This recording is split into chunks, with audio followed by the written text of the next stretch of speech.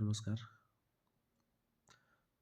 Part 6 में आपका स्वागत है। आपने 5 पार्ट देखा होगा, जो कि बहुत मेरी वीडियो डाली हुई है। आज मैं 5 पार्ट का जो गोदान उपन्यास है की कहानी है, उसको मैं आज आपको बताने वाला हूँ। तो हरि प्रसन्न हो गया था। मुट्ठी गर्म होने की कुछ आशा बनी थी। चौधरी को लेकर आप जाकर अपने तीनों कोठियाँ दिखाई, मोल भाव किया और 25 रुपये सैकड़े से 50 बांस का बयाना ले लिया। फिर दोनों लौटे।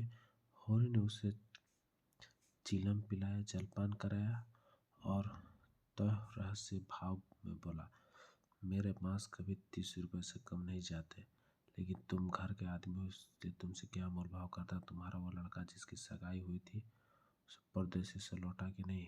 चौधरी ने चिलम का दम लगा खांसते हुए कहा, उस लौंडे के पीछे तो मर मिटा महतो।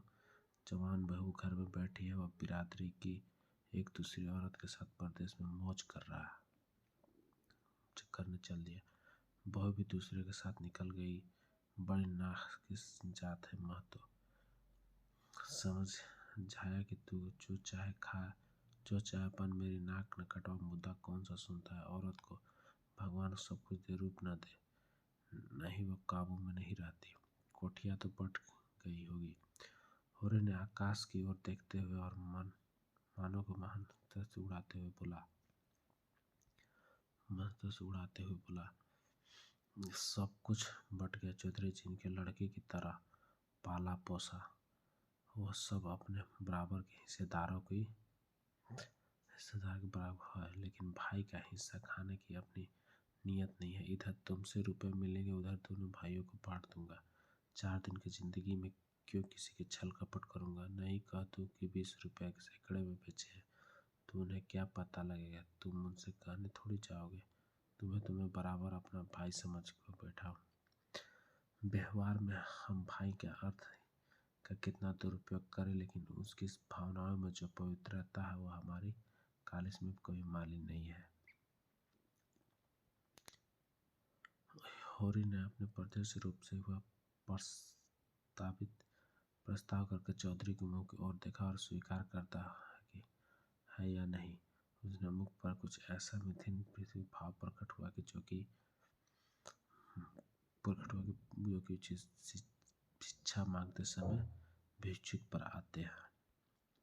चौधरी ने होरी को आसान पर चाप जमाया और हमारा तुम्हारा पुराना भाईचारा है भाई महतो। ऐसी बात है भला, लेकिन यह बात आदमी ईमान बेचता है तो किसी के लालच में 20 रुपये नहीं 15 रुपये कहूँगा, लेकिन जो 20 रुपये का दाम लो।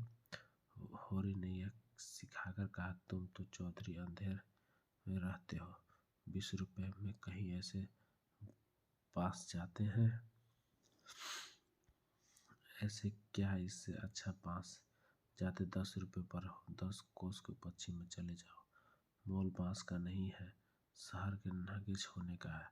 आदमी सोचता है कि जितना देर वहाँ जाने में लगेगा, उतनी देर में तो यहाँ 2-4 रुपए का काम हो जाएंगे। सौदा पट गया तो चौधरी ने मिर्जा उतार कर छान पर रख दी और बांस काटने लगा। वो की सिंचाई हो रही थी। हीरा वहू कलेवा लेकर कुएं पर जा रही थी। चौधरी ने बांस काटते देखकर घूंघट करके बोली, कौन बांस काटता है? यहाँ बांस न काटेंगे? चौधरी ने हाथ रोककर कहा, बांस मोल लिए हैं, 15 रुपये सैकड़ का बयान हुआ है, सेंत में नहीं काट रहे हैं। हीरा बहू अपने घर की मालकिन थी। उसने विद्रोह से भाइयों से उलझाया हुआ था। धनिया के रास्ते करके शेर हो चुकी थी। हीरा कभी कभी उनसे पीटता था और अभी हाल में इतना मारा था कि कई कई दिन तक खाट पर उठ न सकी, लेकिन अपना अधिकार वह किसी तरह न छोड़ती थी। हीरा क्रोध में उसे मारता था, लेकिन उसके चलता था कि उसी के इशारों पर उसे घोड़े की भांति जो कभी स्वामी को लात मारकर उसे कभी आसन के नीचे फेंक देता था, कवेले की कटोरी सिर पर उतारकर बोली, 15 रुपए में हमारे पास न जाएंगे। चौधरी औरतगंज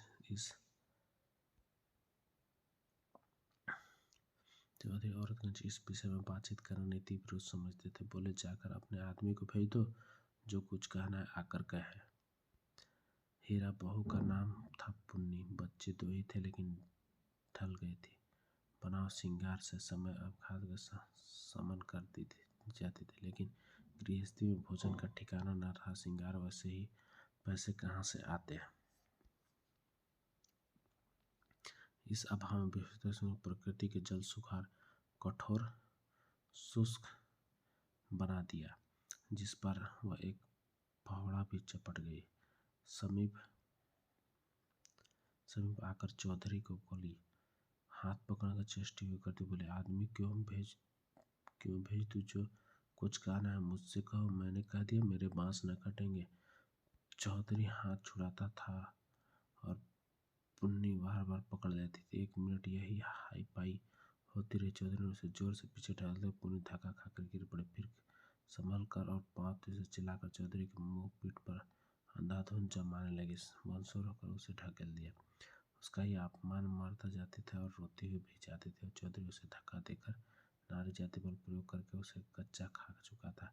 खड़े खड़े मार खाने के सिवा इस संकट में बचने की उसके पास कोई और दवा न थी। पुन्नी का रोना सुनकर होरी भी दौड़ता हुआ आया। पुन्नी उसे देखकर और जोर से चिल्लाने लगी शुरू कर दी। होरी ने समझा कि चौधरी ने पुनिया को मारा। खून में जोश पर आकर उलझने पड़ी और चिबान तोड़ता हुआ सब कुछ अंदर समेटने लगी। वह बाहर निकला और चौधरी को जोर जोर से लात जमाकर बोला, अब अपना भला चाहते हो तो चौधरी यहाँ से चले जाओ, नहीं तुम्हारे लाश उठेगी। तुमने अपने को समझा क्या है? तुम्हारी इतनी मजाल कि मेरी बहू पर हाथ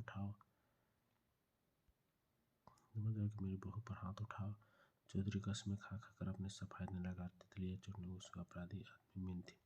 यह लात उसने निरंतरता और मेरे फूले हुए काल आंसू भीगे गए थे। उसने तो बहू को छुआ भी नहीं था। क्या वो इतना गंवार है कि महतो के घर की औरतों पर हाथ उठाएगा? होरी ने विश्वास करके कहा, आंखों में धूल मत झोंको चौधरी, तुमने कुछ कहा नहीं तो बहुत झूठ मूठ रोती है। रुपए की गर्मी है तो वह निकल जाएगी, अलग है तो क्या हुआ? तो एक खून की एक आंख निकाल ले। पुन्नी चंडी हुई, गला फाड़कर बोली, तूने मुझे धक्का देकर गिरा दिया था, खा जा अपने बेटे की कसम। हीरा को भी खबर मिली कि चौधरी ने पुनिया को लड़ाई हो रही थी। चौधरी पुनिया को धक्का दे दिया था। पुनिया ने उसे तलियों से पीटा और उसने पूरे छोड़ा और आगे को घटनास्थल की ओर चला। गांव को अपने क्रोध के प्रसिद्ध का छोटा सा ढील हुआ शरीर आंखें कौड़ी की तरह निकल गई थी। गर्दन में नसें तन गई थी, मगर चौधरी न क्रोध था। पुनिया पर वह चौधरी से लड़ी क्यों? उसकी इज्जत मिट्टी में मिला दी। उसे परिजन जाकर हीरा ने उसे सारा समाचार कह देना था। हीरा जैसे ही उचित समझा उसका प्रदेश में रहता था। पुनिया बड़े ही मुंह खोल के उसके बात करता था और वह खुद जितना उतरता था पुनिया उसको उतना ही शांत रखना चाहता था। 15 रुपए सौदा करके वह बीच स्कूल कूदने वाली कौन है? पार्ट 6 में फिलहाल इतना ही, बाकी अगले वीडियो में।